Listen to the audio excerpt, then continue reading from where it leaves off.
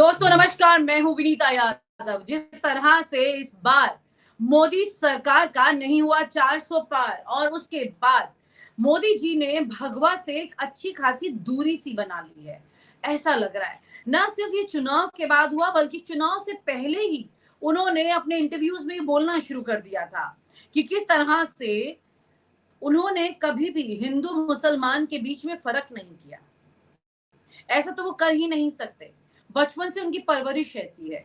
लेकिन तस्वीरें कुछ और कह रही थी। खैर, रिजल्ट भी कुछ और निकल कर आ गया और जब से ऐसा रिजल्ट निकला है, गले से उतर नहीं रहा मोदी जी को। ऐसे में उन्होंने भगवा से दूरी बना ली है। उनके तमाम वो लोग जो उनकी इस बात को प्रमोट किया करते थे, उन्होंने भी थोड़े थोड़े कदम अब पीछे कर लिए हैं। कुल मिलाकर सवाल ये है कि क्या वाकई में अब भगवा से दूरी बनाने वाले मोदी जी खुल करके अपने पुराने बयानों की तरह सामने आएंगे, वैसा ही बोलेंगे या फिर कुछ और करेंगे। हाल ही में तो एक इंटरेस्टिंग बात है, जब चंद्रबाबू नायडू और नीतीश कुमार के साथ उनकी मुलाकात हुई, उसमें उन्होंने हरे रंग की जैकेट पहनी हुई थी। जी, चंद्रबाबू नायडू और नीतीश कुमार के साथ मुलाकात में आप समझ लीजिए कि इन दोनों के वोटर के लिए ये रंग बड़ा सुहावना और बड़ा लुभावना है। आइए बात करते हैं वाहिद नसीम जी से, मैनेजिंग एडिटर फॉर टीवी, और उन्हीं से समझेंगे कि भगवा से हरे का बदलना ये कोई मतलब भी है या फिर मोदी जी की सिर्फ ड्रेस है।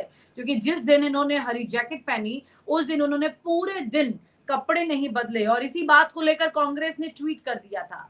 कांग्रेस ने कहा कि आज साहिब सुबह से एक ही कपड़े पहने हुए हैं, उन्होंने कपड़े भी नहीं बदले। यानी कि हरे रंग का संदेश वो खुल करके दे रहे हैं इस वक्त 140 करोड़ की इस जनता को। आइए बात करते हैं आगे और समझेंगे कि ये ग्रीन और ये भगवा, इन दोनों के बीच का जो रिश्ता है बड़ा गहरा है वाहिद भाई। ये रिश्ता इतना गहरा है कि हर नेता इस रिश्ते को छुए बगैर आगे चलता ही नहीं है, चाहे वो इससे फायदा ले, चाहे वो दूसरे का इससे नुकसान करे। फिलहाल मोदी जी की अगर बात करें तो हरे रंग से किस बात से उन्हें लगाव हो रहा है, इसमें और भी कौन से मायने निकल के आते हैं, प्लीज अच्छे से समझाइए ताकि लोगों को समझ में आए कि भगवा क्यों नहीं पहन रहे मोदी जी जब से चुनाव के परिणाम आए, और दूसरा कि ये हरा क्यों पहन लिया उन्होंने। देखिए, हमारे प्रधानमंत्री साहब जो है वो डिप्लोमेसी में चर्चा करके और इंटरनेशनल टूर ही सही, राजनीति या कूटनीति तो मैं क्या कहूँ, मगर टूर अच्छे किए इंटरनेशनल। और फिर जब इंटरनेशनल जर्नलिस्ट से आपकी मुलाकात होती है तो फिर वो आपकी बॉडी लैंग्वेज, आपके कपड़े पहनने का ढंग, आपकी सब चीज़ों को जब वो डिस्कस करते हैं तो उसमें इतनी सेंस तो इंसान में पैदा हो जाती है कि आप कपड़ों से भी बहुत सारी बातें कह सकते हैं। जबकि कपड़ों की बात तो मोदी जी पहले भी कह चुके हैं कि वो जो कपड़ों से पहचाने जाते हैं, तो वो जो कपड़ों से पहचाने जाने वाली बात है, इसका मतलब वो कपड़ों की पहचान को जानते हैं और अच्छे से समझते हैं। इसीलिए उन्होंने नतीजे में ये बात माफ करना कि वोटिंग हो चुकी थी, इसलिए कम से कम वोटर्स को ग्रीन नहीं दिखाया जा रहा था। अगर मैं कहूं कि नीतीश कुमार और चंद्रबाबू नायडू को दिखाने के लिए जो है ग्रीन पहना हो कि हम आपकी हर बात मानने के लिए हरी झंडी दे रहे हैं, आप जो कहोगे वो डील हम मान लेंगे, आप आइए हमारी सरकार बनवाइए। तो ये सिर्फ जो है, मैं नहीं मानता हूं कि सिर्फ नीतीश को या चंद्रबाबू नायडू को, जहां पर उनकी बाकायदा वार्ताएं बिल्कुल इलेक्शन के दौरान भी और रिजल्ट के दिन भी और लगातार उनकी गुफ्तगू हो रही थी। उससे पहले भी मुलाकात नीतीश कुमार जा चुके थे प्रधानमंत्री से करके। तो अब उनको जो है ये ग्रीन शर्ट का या ग्रीन जैकेट का जो है संदेश नहीं बनता है। संदेश किसके लिए बनता है विनीता जी, ये समझने की बात है। ये बात चल रही है कि एक तरफ जो भगवाकरण की बात की गई और तमाम आरएसएस के एजेंडा को नरेंद्र मोदी ने पूरे करने की कोशिश की, चाहे वो कूटनीति में इजराइल की तरफ ज्यादा झुकाव करना हो या फिर वो बाकायदा जो है कूटनीतिक रिश्तों में एक भारी बदलाव करके रशिया की तरफ से कैपिटलिज्म की तरफ शिफ्ट होना हो, यानी अमेरिका और पश्चिमी जगत की तरफ शिफ्ट होना हो, या फिर देश के अंदर जो है वो जो एक नफरत का माहौल है उसको बनाए रखने का काम है, ये सब बखूबी किया। फिर भी आरएसएस ने जिस तरीका का व्यवहार अपनाया, या नड्डा द्वारा जो है वो धमकी दिलवानी पड़ी कि भाई अब भारतीय जनता पार्टी इतनी बड़ी हो चुकी है कि उसको आरएसएस की जरूरत नहीं, तो शायद मोदी जी ये बताने की कोशिश कर रहे हैं कि अब भी जरूरत नहीं और हमने अपना काम सेट कर लिया है, गोल सेट हो चुका है और अब मेरे ख्याल से भगवा पहनकर आरएसएस को या फिर सिर्फ भगवा को लुभाने की मेरी भी कोई मजबूरी नहीं है। मैं हरी जैकेट पहनकर भी जो है एक संदेश दे सकता हूँ, यानी कि बिना भगवा जैकेट के हरी जैकेट से भी मैं काम चला सकता हूँ, यानी मैं अपनी विचारधारा को आने वाले दिनों में सॉफ्ट कर सकता हूँ। और माफ करना, जिस तरह शपथ ग्रहण समारोह में, माफ कीजिएगा, इस वक्त जब नेता चुना जा रहे थे, जो अभी सेंट्रल हॉल की एक बात थी, यहाँ मोदी जी ने एक शब्द, आज उन्होंने ग्रीन नहीं पहनी पर एक बात कही, बात ये कही है कि ग्रीन युग आ रहा है और सब लोग इसका फायदा उठा सकते हैं। अगर मैं विनीता जी ये समझने की कोशिश करता हूं कि ग्रीन, वो ये कह रहे हैं कि सबके लिए हरी झंडी है, तो ये लोकल डिप्लोमेटिक जो डोमेस्टिक हमारी राजनीति है, डोमेस्टिक रिलेवेंस है। जबकि ग्रीन युग एक इंटरनेशनल इशू है, जो पेरिस समझौता मोदी जी ने किया था, जिसके बदले हमको एक अमाउंट का जो $400 बिलियन का जो पैकेज था, और जिसके बदले हमने अपने हाईवे में उस क्रेडिट नंबर्स के और उस समझौते के तहत हमने फायदा उठाकर लोन लिए और इन्वेस्टमेंट लिया, और हमने बाकायदा इस देश में जो हाईवे को डेवलप किया है। वो अलग बात है कि उसमें पीपीपी मोड है, ये खैर लंबी बात हो जाएगी, अभी तो ये सब बातें समझने में देश की जनता को टाइम लगेगा। मगर आपको ये कॉमन सेंस ये बनती है कि आज जब वो बेसिकली एनडीए के और भारतीय जनता पार्टी के संसद दल के नेता चुने जा रहे थे, तो उनको ये इंटरनेशनल इशू उठाने की कोई जरूरत नहीं थी कि ये ग्रीन युग है और ग्रीन युग में जो है सबको फायदा उठाना चाहिए।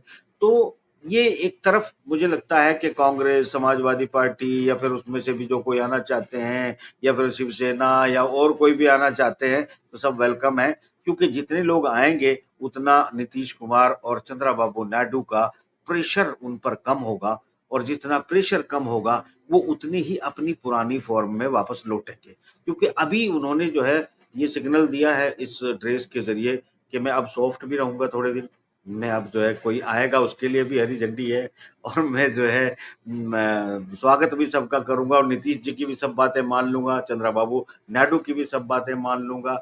ये पूरा का पूरा एक मतलब पैकेज है जो ग्रीन जैकेट है, और जो उन्होंने आज कहा कि ग्रीन युग जो है वो आ रहा है, इसका सब फायदा उठा सकते हैं। तो मतलब उन्होंने ये अपने हरे के कई मायने हो गए ना वाहिद भाई, यहाँ पर हरी झंडी भी दे रहे हैं ये चंद्रबाबू नायडू और नीतीश कुमार को, हरी मैसेज भी दे रहे हैं ग्रीन युग की बात नहीं, करते हुए। और उनसे तो तीसरी बात ही सबसे होगी। अहम हाँ, इम्पोर्टेंट बात यह है कि जिस हरे से उन्होंने दूरी बनाई थी, अब उस हरे से परहेज नहीं है उनको।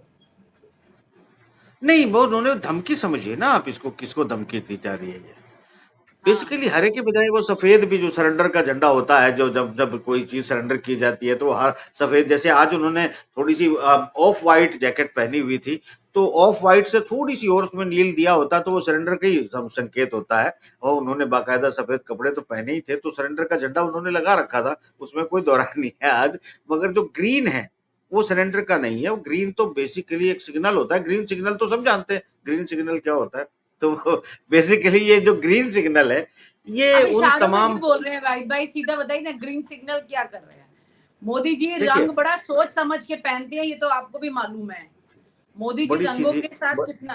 हाँ, बड़ी सीधी बात है, मेरे ख्याल से योगी जी के लिए भी ये कोई अच्छा संकेत नहीं है, और ये जो है खुद आरएसएस के लिए भी अच्छा संकेत नहीं है। और योगी जी तो हरा चोगा नहीं पहन सकते ना, वो तो भगवा ही पहनते हैं। वो पहन ही नहीं सकते ना हरा, इसलिए वो पर अक्सर चलते रहे हैं, वो जा नहीं पाएंगे। नहीं, वो नहीं पहन, नहीं हरा नहीं पहन पाएंगे। दरअसल योगी जी तो योगी हैं, साधु हैं, संत हैं, तो वो हरा कैसे पहनेंगे? देखिए, ये कांग्रेस वाले भी तो नहीं मानते और सोशल मीडिया वाले भी नहीं मानते। वो हरा आते ही सार जो है मुसलमान कहने लगते हैं। आप सोचिए, आपके लोगों का रंग हरा है, अच्छा हुआ इसमें आपने पीला भी शामिल कर रखा है, वरना तो आपको भी जो है पता नहीं क्या घोषित कर देते, कुछ भरोसा थोड़ा ही है। और वो लाल भी थोड़ा सा आपका दिख रहा है तो अच्छा है, मगर नहीं होता है, ये चीजें जो है मैटर करती है। नहीं, लाल कोई रंग नहीं है, लाल सिर्फ दीवार है, मैं पहले बता दूं, क्योंकि लोग इसके बाद लिखना बोलना शुरू कर देंगे लाल के साथ, इसलिए लाल। देखिए, मैं विनीता जी यही कहता हूं कि किसी की जबान नहीं पकड़ी जा सकती।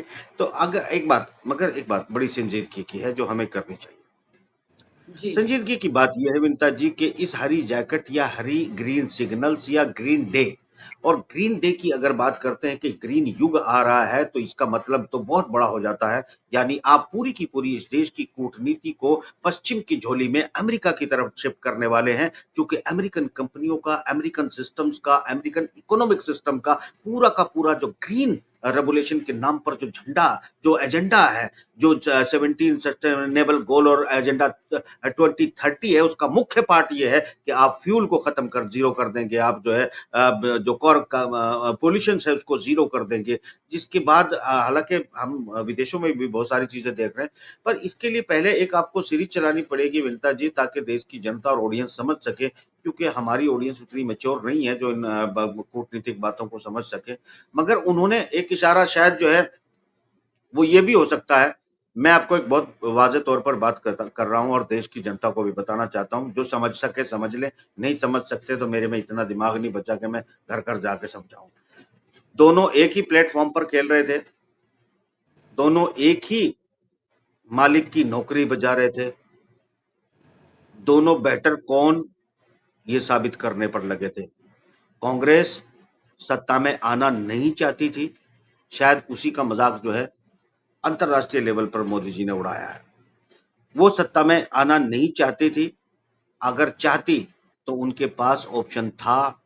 मोदी जी पूरी कोशिश करने के बाद भी वो सत्ता में नहीं जा सकते थे। नीतीश कुमार उनके पास था, जो पहले से मौजूद था। चंद्रबाबू नायडू वो इस तरह के गठबंधन का, सत्ता विरोधी गठबंधन के कन्वीनर होने का और गठजोड़ करने का अनुभव बहुत पुराना है। वो बहुत मतलब गूढ़ नेता है, वो कर सकता था, मगर सत्ता कांग्रेस लेना नहीं चाहती थी। और लेना नहीं चाहने का कारण बहुत सारे हो सकते हैं, क्योंकि अंतरराष्ट्रीय सिनारियो भी जो जी, कुछ है, इस पर खैर ये एक बाद अलग, में बात ये करेंगे। एक और अलग मुद्दा है वाहिद भाई, इस पर ये अलग से अलग चर्चा मुद्दा है। करेंगे। फिलहाल नहीं नहीं, ये कह सकते हैं कि हाँ ये हरे रंग की जो जैकेट है, ये इसके पीछे मिलियन बिलियन डॉलर्स की बात है। यहाँ पर ये इतना आसान मामला नहीं है। ये जी अगर सिर्फ हाँ, अगर इसे सिर्फ इतना समझा जाए कि उन्होंने सिर्फ रंग पहना है, तो वो बड़ी भूल है, क्योंकि इस रंग के पीछे की कहानी कुछ और है। जैसे कि एग्जिट पोल के पीछे की एक बड़ी कहानी कल आपने बताई थी, जो बड़ी कुछ और कहानी थी। थी, बड़ी कहानी थी। जी, तो इस वहां रंग पर के भी एक पीछे बड़ा की भी घोटाला कहानी। था, यहाँ पर भी एक नई कहानी लिखी जा रही है। लोगों को अब ये समझदार होने की जरूरत है कि कोई भी नेता कुछ कर रहा है तो उसके पीछे उसकी असल मंशा क्या है। यहाँ पर भगवा से हरे क्यों हुए मोदी, इस वीडियो को पूरा देखिए और समझिए। Thank you so much white भाई, थैंक यू सो मच। और आप हमसे जुड़े रहने के लिए सब्सक्राइब करें YouTube पर, फॉलो करें ट्विटर पर और